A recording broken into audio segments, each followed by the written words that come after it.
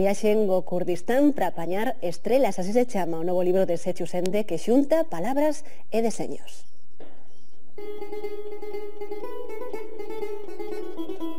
Quedamos nun kebab de orixe kurda co escritor Sechu Sende. Neste establecemento contan a súa historia do seu último libro, Viaxen ao Kurdistán para apañar estrelas. Todo comezou con Made in Galicia, un libro de relatos que inclúe un conto dedicado aos kurdos. Despois de lelo, un abogado decide impulsar a traducción. Máis tarde, para desfacer calquera dúbida sobre a súa autoría, o editor leva a presentar as versións turca e kurda do libro. En esa viaxe, pois, onde presentei o libro na edición en turco, en Istambul, e presentei o libro na edición en kurdo en Ahmed, na capital do Kurdistán, pois elaborei este diario. Un diario persoal, como calquera de nós pode escrever e deseñar cando viaxa por aí, non?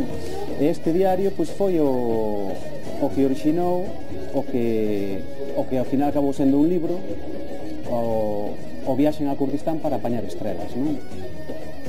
O libro divídese en imaxes e palabras.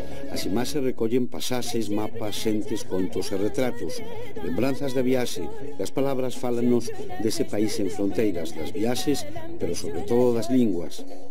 Somos linguas irmás,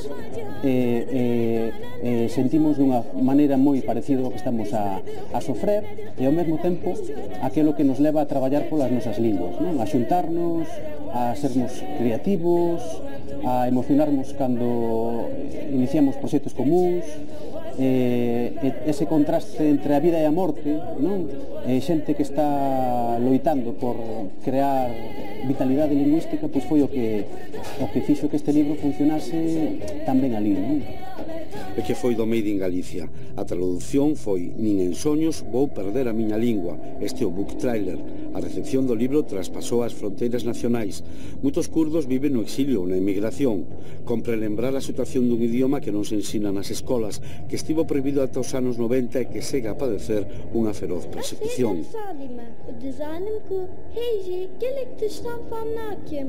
O libro foi moi ben recibido, no sentido de que as situacións, tanto políticas como sociais, sociolingüísticas entre o galego e o kurdo son moito máis semellantes das que podemos pensar, non? O Kurdistán está a máis de 5.000 kilómetros, máis ten unha lingua que está a sufrir un proceso de minorización, non? En certa maneira, moi parecido ao do galego, non? Tal vez se semelle máis a situación da nosa lingua, non? No tempo da ditadura, mas hai moitas cousas que compartimos aínda hoxe, non? A Viaxe ao Kurdistán para apañar estrelas vai pola segunda edición. Os 10 euros que custa son destinados a un proxecto de colaboración entre a Escola Galega Semente e outra no Kurdistán.